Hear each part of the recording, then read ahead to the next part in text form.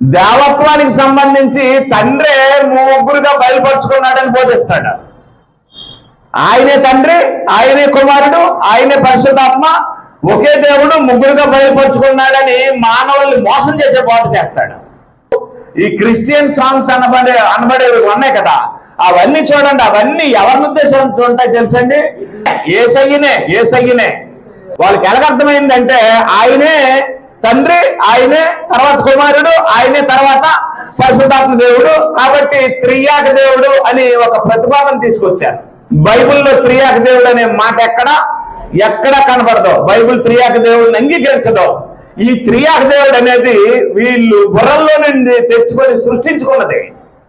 బైబిల్కి సంబంధించింది కాదు, స్పష్టంగా ఉంది. నిత్యత్వం నుండి మళ్ళీ నిత్యత్వం వరకు నిత్యులైనటువంటి ముగ్గురు వ్యక్తులు ఉన్నట్టు బైబిల్ క్లియర్ గా తెలియజేసింది.